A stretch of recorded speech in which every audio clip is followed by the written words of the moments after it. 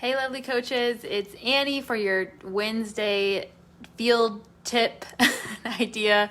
Today, I want to talk to you guys about how you can use questions to check your players' understanding and how to use the right questions.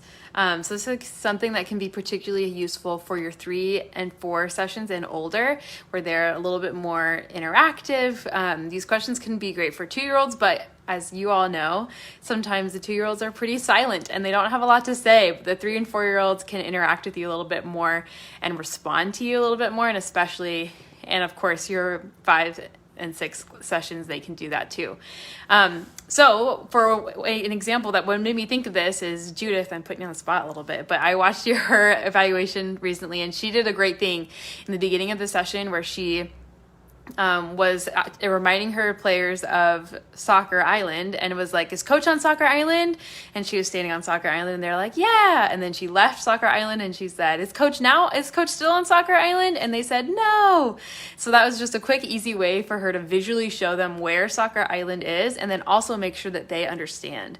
And so you can do things like that. You can also say, okay, you can use open-ended questions. Yes or no questions are great because it's a quick answer. You can have them also say, put your thumbs up if you are ready to play, thumbs up, or thumbs down, because sometimes you have some chatty kids that if you leave them an open-ended question, they might talk, which is always fun, but you can always say, hey, I'd love to hear more about that. Tell me in the next water break, or tell me after the session today. But you can also do quick open-ended ones that still are like one-word answers. So you can say, what part of our body do we dribble with? And they can say feet.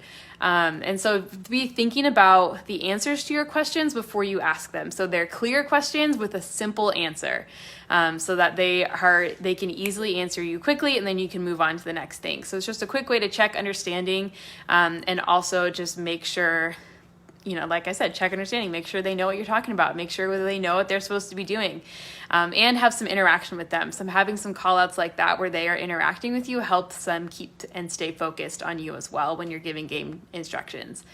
So there's my quick tip for you this week, to use questions to help with understanding and help keep their focus on you because they're interacting by answering your questions. And so my question for you today, to get to know everybody a little bit more, is kind of a fun one. I want to know what your worst fashion choice was. And bonus points if you have a picture. I was looking at like icebreakers for funny icebreakers, and one was just like, what was your worst fashion choice? And so I was thinking about a lot of mine when I was in middle school, and one of mine is I would put butterfly clips. I'd put my hair in like a ponytail, and then I'd put those butterfly clips like a lot all over my hair.